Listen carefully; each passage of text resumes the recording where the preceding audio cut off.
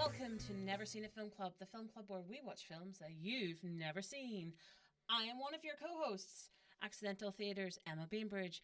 This is another one of your co-hosts. He's not from Accidental, he's from Cinepunkt. He's very handsome. His name is Robert J. Simpson from Cinepunkt. Woo! Very anticlimactic. But we're back! That's like me all over. Yeah, I mean, I'm practicing rolling my R's for you. I mean, it's impressive. I can't roll an R, but thank you very much for the very warm welcome, Emma, into this first recording of a new year. Indeed. It is the first recording of a new year, which is astounding that we've made it this far. Look at us. Hey, look at us. Look at us. Huh? Who would have thought? Not me. So this is technically our 4th season of You've Never Seen It. My gosh. I know. Aren't you guys so lucky that you have us in your lives? You're lucky. He's lucky. I'm lucky. We're all lucky. So yeah, we're back. New year, new season. Very exciting season. One that I am actually surprised that the membership picked. You're cooler than I thought, guys. I know I shouldn't really say that, but yous are. So not like a regular mom. I'm a cool mom. Right, Regina? Please stop talking. Because when we were talking about ideas, I was like, they're never going to pick this, but I'm going to put it down anyway because I want to. And it won by a landslide of 2 votes. But it's still a landslide. So this season we are doing sex-positive films that make you think. And we've got some great options coming up for anyone who is in Northern Ireland, in the Belfast area, to come and see. And then for you guys, we're watching some great films and we'll talk about them. You get to listen, because that's what you're doing right now. Why am I yelling? I don't know, but here we are. So, for the first film of the year, and the first film of the season, we went with the underrated, I think, and first film that I've never seen. I am shocked. Shocked! Well, not that shocked. Any way, shape, or form. Oh my gosh. I know, and it was She's Gotta Have It, by Spike Lee from 1986. I consider myself normal, whatever that means. Some people call me a freak. I hate that word. I don't believe in it. Better yet, I don't believe in labels. But what are you gonna do? In my experiences, I found 2 types of men. The decent ones. I know it sounds corny, but if I didn't follow you, I might not ever see you again. You're right, that does sound corny. And the dogs.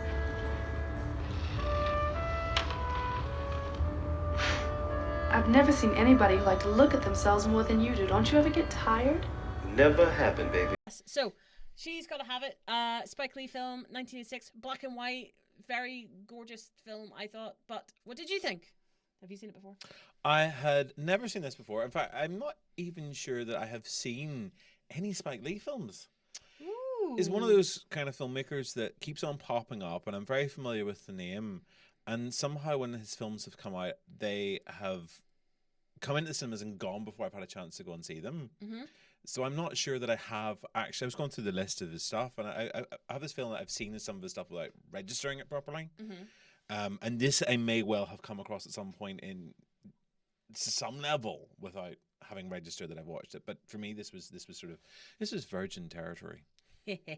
No, but I'd seen Do the Right Thing way back when, because it's a classic one that you watch for film studies. Yeah. I'd seen Black Klansman, which I quite liked. Wasn't super my favorite, I have to say. I thought that it was again, I felt like the problem with that film is that it, not through the movie itself, but the press around it bigged up Adam Driver so much, and I'm like, he's a very minor character in that film. He's not super in it. And then but yeah, Do the Right Thing I'd seen and I really enjoyed, and I and Spike Lee's obviously done some very kind of iconic kind of shoe commercials and music videos and stuff as well. And Mm-hmm. kind of his style of filmmaking is copied a lot. Yeah. But I had never seen She's Gotta Have It, and read about it and was like, oh, this seems why haven't I seen this? And it was one of those weird things where I'm like, it's because, as we all know on this podcast, I really enjoy filmmakers' first films. I always think that that's them at their best, because I have a theory. It's the same with writers for me. I feel like your first project, your first major project, you pour everything into, because it's everything that you want to say, it's everything that's been in your head, and you push it and you push it, you push yourself. And then you spend the rest of your career trying to get back to that point. It's not necessarily true, but I have a slight kind of, discriminatory kind of behavior when it comes to people's third and fourth films, where I think they're just trying to emulate themselves, and then they get to Tim Burton's level of shit when they just can't do it anymore. And they should have retired a long time ago. And this is coming from someone who has 2 Beetlejuice tattoos, but I'm like, Beetlejuice was like creme de creme, Nightmare Before Christmas. Didn't direct that. That was Henry Selick, who is like the god of stop motion. That's another conversation. We're talking about white men and it's bad. Anyway, she's got to have it. I hadn't seen it before, and I really, really enjoyed it. It was completely not what I was expecting. I love the culture shock of watching a black and white contemporary film. I say contemporary, it's from 1986, but you know what I mean. I like that. And then I really enjoyed the performances in it. I thought the nice thing for me was that it mixed breaking the fourth wall in with just like traditional storytelling. And I thought it was very stylish. It's one of and for a first, like a filmmaker's first film, I thought it was incredible. Like, there's just so much in it. And again, that goes back to my theory of like, you put everything that you want to do in it. But yeah, I really enjoyed it. So for those of you who don't know, the plot is interesting, and what I really love about it we'll get into, but it still exists and still get made, and that's fine. It's how you find your way, it's how you cut your teeth. This is a low budget film. It's not, it did really well. It was $175,000 it cost to make. It was shot in 12 days and it made 7.1 million. So it was very, very successful for what it is. So those things are all there. I watched it with my current partner last night, and she said to me that it is a film that she has now seen. Was her take on it, which I thought was, but it feels it's an art house film, really. This is something that here in Belfast you go and see it in the KFT, you see it at the BFI, whatever. It's that kind of film. It's not so it has a different kind of pacing. It's a bit slower maybe than I expected. It's a little bit more talky than I expected. It's quite fun. I think actually the script is quite funny in places. The playouts are quite funny. There's a section at the relatively near the start where Noel's talking about the kind of the lines you get from men and how cheesy they are. In my experiences, I found 2 types of men, the decent ones and the dogs. It seems that men are taught not to be in touch with themselves, with their true feelings, with the things that they do say. Weak. You so fine, baby.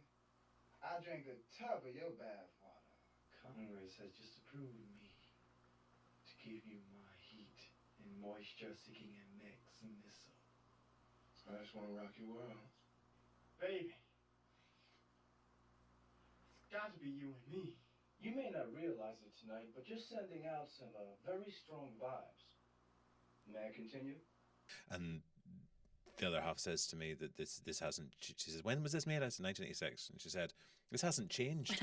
It's exactly the same." Last time she was on the date and saying it was exactly the same as it was when they're kind of doing it. And there is something about the film that, for me, I appreciate that this is a film made by a black filmmaker that's got a black cast and is about the black experience, but also it's not. What I love about the film is it's much more universal, and I think that somewhere along the way there's maybe an association for some folk that Spike Lee is just about those sorts of issues, but actually he's not. This is a story that I think that would translate well for any kind of audience. It didn't feel, this isn't like about the Black Ghetto or anything like that. This is, there's discussion about one of the characters it's Greer Childs by John Canada Terrell, and he's sort of almost white. In terms of how he approaches things, a very middle class, white, judgmental kind of snob, even though he's a black man. And I think for me, I feel more comfortable getting away from the discussion about color, because I am very aware, my melanin levels are not that strong. Pasty white slightly ginger Irish guy, don't really have a lot in that kind of argument. But I think kind of the conversations around sexuality still feel as relevant now as they ever were. I think the perceptions, I think, are just as relevant as they ever were, and that's where I find most of my interest was in that conversation around polyamory, basically, and how that's perceived. No, I think that's a very fair point. I think for me, the fact that this is about Black people is for me is a very important point, only because there's no stereotyping from a white perspective. Like, it sounds so blasé to say now, but they're all very intelligent. You know, they're all making money. They're all dressed really well. They're all participating in their communities. They're doing what people do, and again, I can't help but escape the fact that, like, in 80s New York, it was like Giamatti started cleaning up the streets, and Black people were constantly made to be the villain all of this, and like the reason that there's crack on the streets, it's Black people bringing in the crack. You know, the reason that there's riots is because Black people don't know how to behave, and it's like, well, these people are just living their lives, and it's exactly the experience other people had, but we'll not dwell on it, because we're both, I feel like we should have big flashing warning that was just like, Robert and I are very aware we're not people of color. This is not our general conversation to have. Yeah. But I just want to put it out there that I think that is one of the reasons that I think this film is so important. But the points that you've just made, I think, equally need to be discussed, because there is this conversation around sexuality in this film that even today would be an awkward thing to put into a film. And even in 2024, to have a woman, which I fucking best scene in the film for me was the Thanksgiving scene. She brings all three of the people that she's dating to have Thanksgiving dinner in her apartment. She's in charge. She's cooked it all. They have a very open, frank discussion about things, and everybody involved is on the same page. They're aware of the situation, and it doesn't feel forced, and it doesn't feel weird. It feels like a very natural thing. And it's one of the things that modern filmmakers, and I will probably get in trouble for this, but I feel like it's shoehorned into things a lot more now, where it doesn't feel natural. So you'll have characters say, oh, I'm going to get hate for this. In Heartstopper, in the second season, who talk about the fact that they have, like, they're polyamorous, but I'm like, you're 16 years old. I'm not, like, homophobic. I'm an ally. It's not the same conversation, but it's this need. It is like this need to put everybody in, and I'm like, representation 1000% matters, but I'm like, it needs to be well written, good representation. You can't just force it, because then it's exactly what the kind of right claim it is, which is shoehorning in things that don't belong. And it's, oh, Dumbledore's gay. You haven't written him as gay or said anything J.K. Turf Rowling in 7 books, but because you decided, because you're, it's that kind of thing for me. But anyway, the frank and, like, fun conversations that they have to camera are some of my favorites. But that Thanksgiving scene for me has so much nuance, and, like, just the snaps that the men have at each other. It's not nasty. It's not kind of vile. They are playfully kind of sniping at each other to prove that they're witty, because they want Nola's attention. It's not like physically, I'm bigger and intimidating. It's, I'm smarter and funnier than you. I mean, the power dynamic that's at play within those relationships are fascinating. And there is a point, I think it's, again, actually, it's Greer who makes the comment towards the end that actually Nola's not, he realized much later on that Nola wasn't looking at them as sort of 3 separate people. She saw them as a whole, like that each of them provided a different aspect within the relationship for her that she needed or wanted. And I think that's one of the things that's hard for people who haven't got experience of a poly lifestyle or poly relationships that work, because they don't all, just like any relationship doesn't always work. But if you're outside that, it seems very strange and very alien. And it's not that she's playing everyone off each other. She's genuinely has affection for the three men in her life. She's genuinely getting something out of each of those relationships. I think. I mean, you do sit there wondering, why the hell are you with him at points? With Greer, I mean, I just wonder. I just can't see what he offers apart from money and sort of fancy stuff. I mean, Mars, at least, while he seems like an idiot, as Spike Lee's character in the film, Mars is kind of funny and witty, and there is a little bit of like he kind of cares. Yeah, he's of limited means, and he offers something else. And then Jamie seems like much more like a typical kind of bloke who's a little bit more possessive, who's a little bit more controlling about the situation, and but also he's quite level-headed and quite recent, and I think he sort of worked out that if he just kind of chills out, that maybe she'll kind of see some sense. But then he does horrible things too. And then we've got Opal, who we haven't really talked about.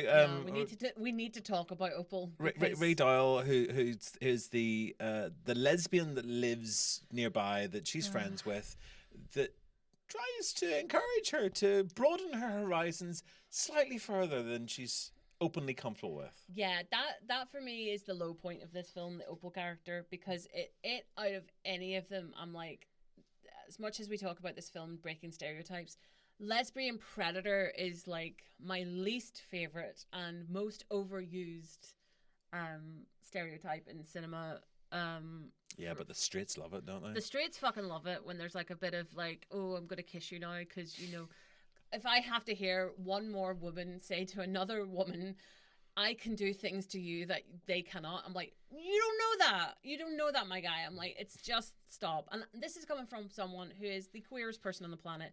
Predatory lesbians, fuck off. You're all the worst. You give us a bad rep as queer women, and you need to stop. She doesn't want to make out with you. Leave her alone. But I think what's nice about that as well is that on the flip of my anger there of like Spike Lee using this character, Nola's reaction to her is very normal to me, and I think what you'd expect, where she's so not up for it, and she vocalizes it extraordinarily well, but she doesn't like hate this character. She doesn't like push her out of her life forever. She's just like, would you fuck up? It's so funny because that role is usually like the pesky geeky guy in films, where it's like, oh, hi, I love you for who you really are. Make out with me instead of the three other handsome people in front of you. It's like, no, fuck up and stop. But yeah, so her reaction to that is what I appreciated, and what kind of saved it a little bit for me, because I was full on ready for her to like chuck her out of the house and like be really homophobic and dispel all people forever. But she's just like, I know you're in love with me, because everybody is, but could you just not right now? I'm trying to have a frank conversation with you. But yeah, that might be, I haven't seen the remake, which is the Netflix series remake of this, so I don't know how that character plays out in it. I suspect it's not quite as aggressive as her literally forcing a kiss on her more than once, in a slightly inappropriate way. I feel like, well, I can't speak to it, but I would hope that a modern remake would be a little bit more nuanced about it. But for all that there, I mean, I don't know that is that different from a lot of people's lived experiences of people. I mean, take away the sexuality of the characters. I think you have a lot of, there's a lot of folk who are trying to make a move, who are trying to kind of get someone's attention, who will overstep a boundary, who will overstep a mark, who will misread a signal. There's a lot of folk, I think, within sort of more sexually open scenarios who if you find out someone is maybe in open relationships, or is polyamorous, or is kinky, or whatever your vibe is, or is polysexual, you find out that, and sometimes you then I think people make an assumption that they're more up for some stuff than necessarily they are, because somewhere along the way there's an issue around consent that gets blurred, and there's an issue around where their personal boundaries lie. It's almost like, well, if you're up for anything, then you're up for anyone, rather than, there still has to be an element of attraction involved. Yeah. And, the those are conversations that I think the film actually does sort of have at points. You know, she's lying in bed with Mars, and you know, Mars is trying to make a move on her, sort of like wanting to settle down, and she's like, "I don't love you." Mm-hmm. She does tell Jamie that she loves him. Mm-hmm. And she's very clearly, you know, when the three of them are kind of like hanging around the apartment, hoping one of them's going to get laid after the Thanksgiving meal, it's her and Jamie that are on the bed. Yeah. Mars is kind of at the feet, worshipping, and Greer is kind of like off to the side in a chair or something. Yeah, kind of. So it's Observing. interesting those sorts of relationships and those sorts of dynamics, and I think that in a way is quite refreshing to see. Even, you know, this film's nearly 40 years old. But to see that kind of openness, that kind of nuance that's there, I mean, consent's a hugely important thing, and there is, I mean, there's that really awkward, uncomfortable scene between Nola and Jamie as well. That's best described as I think she calls it a near rape. Yeah, it's definitely for sure blurs the line of where the consent and that is, and again, I think that's important. Where it's like. It's an important point. It's like someone can consent to sex, but it's like the kind of sex that you have with that person they might not be consenting to. And you know, she said like, I remember watching it and trying very hard to pay attention. She doesn't say no at any point, but it's obliviously clear that is not what she wants. She asks him to make love to her. He says, "You don't want to make love. You want to be fucked." Yeah. And then it just gets it gets uncomfortable. It does. I would, yeah. It was, and I think what was good, and I think that it is a good point, in that film to make us uncomfortable because again, it's this conversation of, just because someone is sexually promiscuous does not give you permission to use them in any way that you want, which again is a message that we don't get told very often. It's like. Just as you were saying, it is this consent thing that I think what brought my attention more so to this was actually cosplayers. The amount of trouble cosplayers have at conventions with being touched and being held and like being grabbed and things because they're dressed in a costume. It's like, it's a very like, because for me, like as someone who, you know, has friends in polyamorous relationships and who has, you know, been in those kind of environments where you have kinky people, you have poly people, blah, blah, blah, blah, blah. There is always an outsider who thinks that is carte blanche to go at it and that it's an orgy. And it's like, it's not. You know, the people in polycules and everything, they have a very carefully negotiated set of rules and of who everyone is and whose relationships are there and who's consenting to what.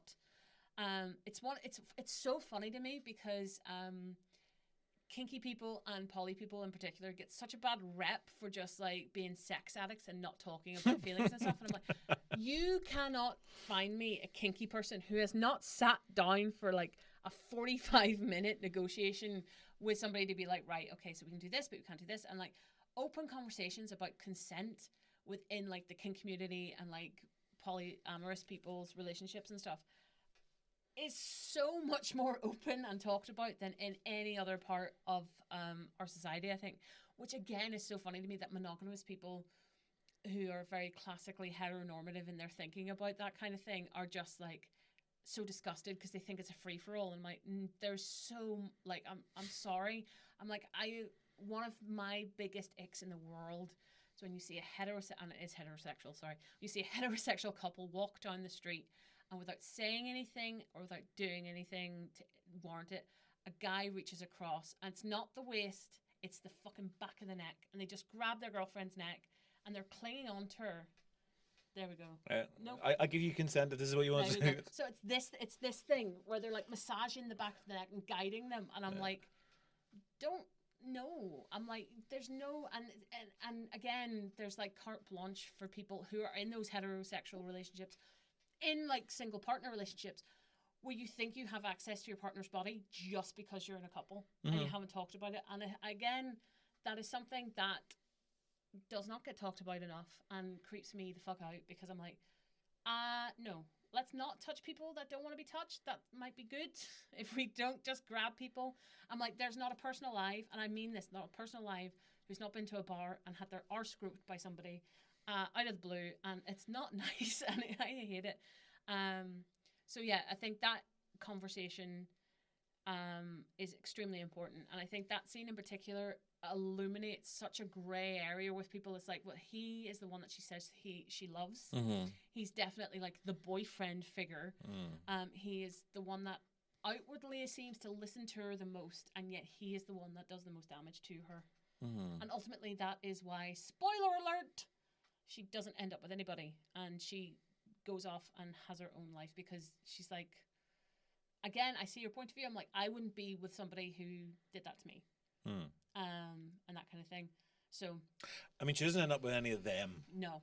I think, I mean, even then, that's something else that gets raised up, because, you know, after what goes on between Jamie and Nola, she then decides she wants to be celibate for a bit, which again is something that's massively misunderstood by folk.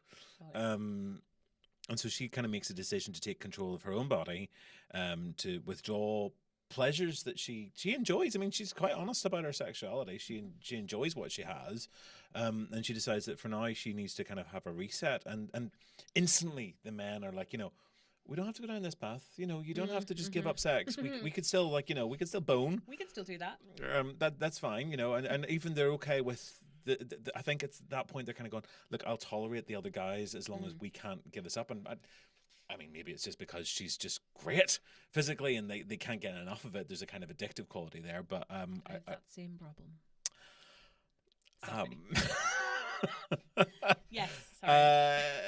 I mean, that might well be the case, but I think it's also about that control, and it's about them wanting, and it's about the hypocrisy of their own attitudes, because they are dabbling with other relationships themselves. They are sleeping with other people, and there's some really judgmental comments made. They're kind of framed within a non-judgmental way, where she gets called a couple of things, and they're suggesting that there are an abundance of other men, which there might well be. I mean, we get an insight into 3 men. I don't think she has any more time in her diary, quite honestly, for any more, because she is letting them stay over. That's not, you know, they do seem to be having time together. But whether she is or she isn't, I mean, you know, that sort of doesn't matter. I think, again, it's misunderstanding, and by trying to force her into their mold, so that they can understand it and so they can get what they want. Ultimately, I think what they do is they liberate her to kind of reset and recraft whatever it is that she wants with people who are hopefully less controlling. But I mean, she also seems like for a while that she kind of thinks that she wants monogamy, but actually realizes that, do you know what, right now, no. Yeah. I mean, she talks about wanting to have, was it 5 children? Yeah. When the time comes. So it's a future kind of conversation. Right now, she's not there. Which again, I think is something that's really important to kind of talk about as a rule of thumb, because there is this perception that if you are very sex positive and enjoy sex and have sex with a lot of people, that if you turn around and say, oh, that's me for a while, people think you're broken. And then it's like, you can't have aspirations as a like, as someone who, again, has spoken to people in polyamorous relationships who are like, you know, we want children, we'll address that further, but for right now, we're happy with our lives. And that, again, is a conversation that is uncomfortable for so many people, that I've always found really weird. It's always this thing of you have to want one life and strive towards it with every fiber of your being, otherwise you're just wasting your time. I'm like, why is that the case? Why can't I just enjoy the life I'm living now with a goal in mind for the future? And who knows, I might change my mind in the future. It could be totally different. But yeah, I think the agency that Nola has in this film is one of the reasons that I have definitely added it to my rotation, because it's so refreshing. Not only to have a woman have that, but like to have anybody with that kind of self-recognizing kind of agency about themselves and about their own body and about their own life, which I think is really great. And again, there's that kind of beautiful metaphorical sequence in the middle, which is the only bit in color, which comes out of nowhere as just this really gorgeous stylistic dance, like modern dance done, I believe in Central Park. And it just is this kind of wonderful experimental look at like monogamy and the wants and needs of each other, and it's just a really beautiful sequence that is so out of place but then isn't. It is like a dreamscape in the middle of all this thinking. Well, that's exactly what it is. I mean, it's hard to tell how much of that is real and how much of it isn't. I think because we have a post-coital scene later on where the two of them are in bed and, you know, she's talking about how much it costs her and she's offering to pay for half of her birthday present, which is this wonderful ballet performance to a great jazz score and song that he's specially commissioned, which is really sweet. Yeah. I wish, you know, if somebody did that for me, I'd definitely maybe consider going to bed with them once.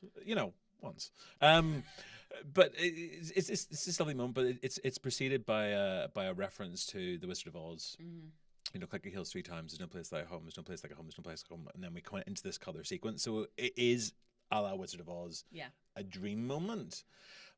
And then you're kind of on, is this the reality, or is the black and white of her apartment with its kind of church-like candle overload, very definite health and safety violation risk. The altar of sex.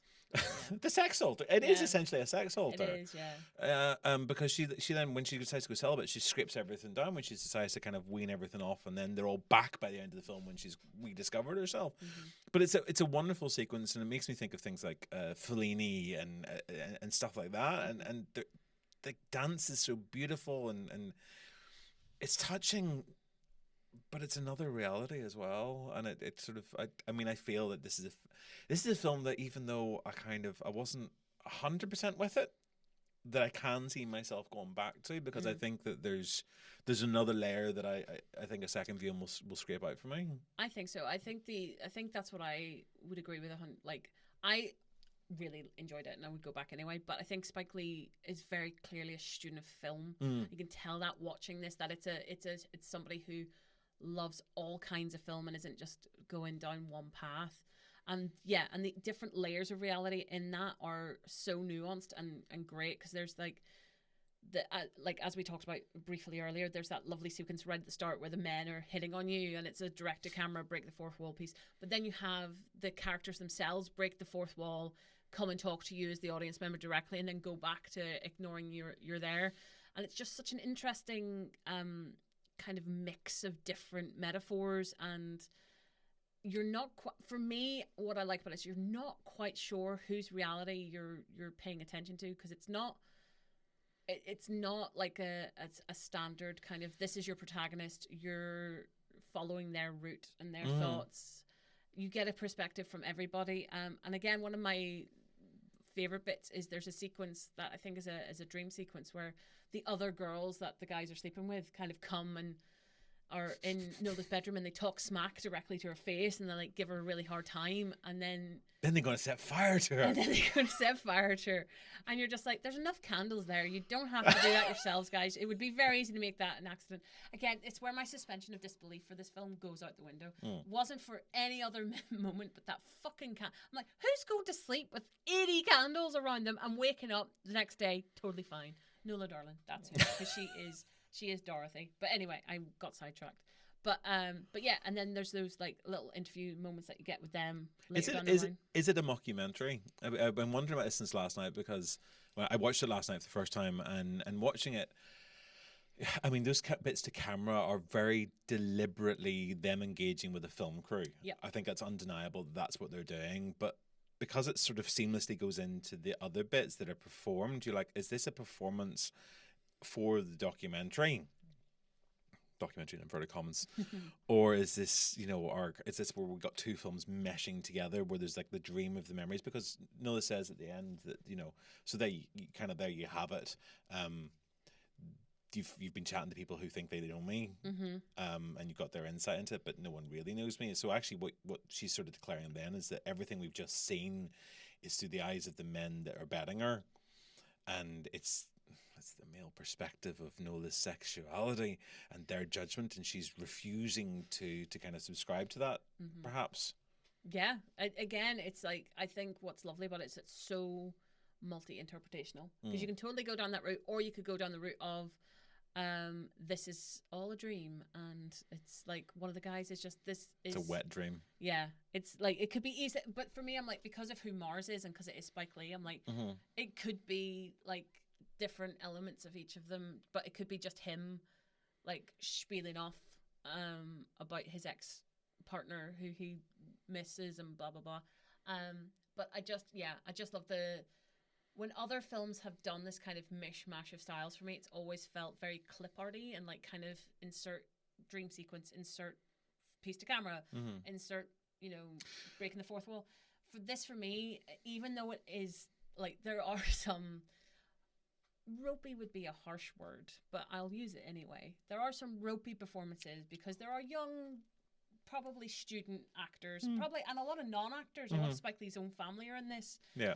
Who aren't polished performers, and it does feel a little bit like, okay, you can see them reading their lines from behind the camera, but it never feels out of place for me. Like it all feels like it's very cohesive. So that part where I think it's Mars and Jamie are having a conversation, and I think Jamie gets up and then starts to come round and talk to the camera, and then Mars comes around and he's also talking to the camera, and then they have a conversation with you as the audience as a third person. Then they break off and then they go, and then the camera follows Jamie, and then it's just a whole gorgeous.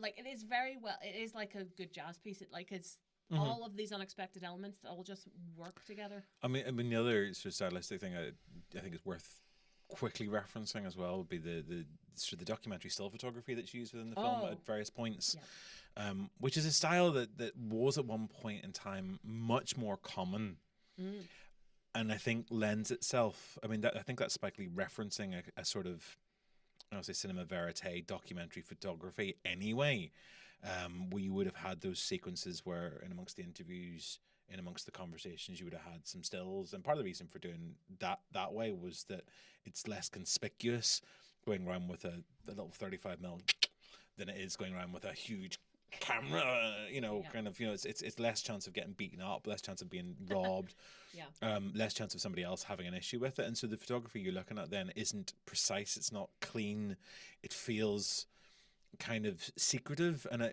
I think it lends another level of a sense of authenticity to things. I would totally agree with that. I think that roughness that we would probably not accept now definitely adds to the kind of snap. It's a moving snapshot. I feel like that's how I felt when I watched this film. It's like you're watching a collage of someone's life, which is interesting because this could be another perspective because Nola is a graphic designer. She's an artist, so she is building a collage the whole way through the film. Literally. So I'm like, oh, there it is. But yeah, I just think stylistically the film is just really probably underappreciated. So I wouldn't say everywhere. I think certainly over here, it doesn't get talked about a lot because it's Do the Right Thing gets talked about most because of the content of that film, I think. But the style of this film is just, I'm very sad I didn't see it first. As I said, I studied this for, I was a film student for my sins. I'm sorry. But it is so Do the Right Thing is the one that you get shown, really, because it's probably Spike Lee's most popular film. But I wish it had been this one because I think student filmmakers should always watch films made by other student filmmakers. It gives you such a perspective of where you can start and where you can go. And again, resources are a huge thing because a lot of this film was shot on the fly. As we've said a lot, with non-actors, with Spike Lee's father actually provides a lot of the music. He does the score, yeah. And his sister pops up in the film as well, and just and it's his house, and again a lot of just on the street illegal shooting, probably not saying definitely. Oh, there's no insurance for it apparently, so yeah. But there you go. So it's 40 years ago. They're not going to arrest him now for it. I mean, never know. Corrupt government anyway, but yeah, it's this thing of look what you can achieve with very little. And again, one of my things is that the reason that's black and white is more likely because it was a lot cheaper to film it on black and white, but it works so well. So yeah, that's my 2 cents. I just think, yeah, great film, very well made, and glad I've seen it now. Mm-hmm. Sad I didn't see it before. And look, we've proven the theme of the season. So it's taken 4 seasons. It's taken 4 seasons. There we go. We've never seen it, but we've seen it now. And yeah, it was a sex positive film that made us have lots of various, very windy conversations, which just goes to show that sex is not the worst thing in the world. Which, again, I think I'm trying to prove with this season is that when we talk about sex and sexuality in film and cinema, it often gets like just flung as gimmicky and all the rest of it. But this is definitely a film very much about sex and sexuality that hits on so many other things, which just goes to show that you should broaden your horizons. Yeah, a great addition to my DVD collection for sure. And definitely one that will go in the rotation now, which is sad news for me because I already have quite a lot of films on rotation, but hey, what's one more? Anyway, thank you for joining us today on You've Never Seen. We're back, and we will be back next time with Bound, which is from 1996, a Wachowski sibling film, which is their first feature. Why is this my theme? Anyway, their first feature film. It's really fucking good. I'm very excited we're showing it. If you would like to follow Accidental Theatre, you can do on all the social medias except the forbidden one because we're not fucking with Elon anymore. But we are in Instagram, YouTube, and on Facebook. Just look for Accidental Theatre in your search bar, or follow the links down below.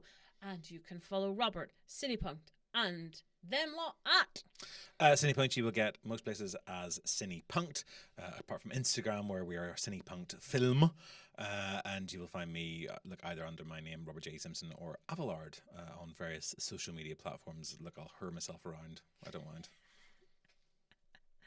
It's true. I'll do anything for money. I'm just laughing because there's a lot of footage of you saying that in the last trailer for You've Never Seen It, and in our last episode of Mommy Dearest, where you could call yourself a gigolo no less than 3 or 4 times. I'm still waiting for the point where our wonderful subscribers give me money to do other things. Money, please. Yes, please. Yeah, so we will see you next time, but thank you for joining us. Bye.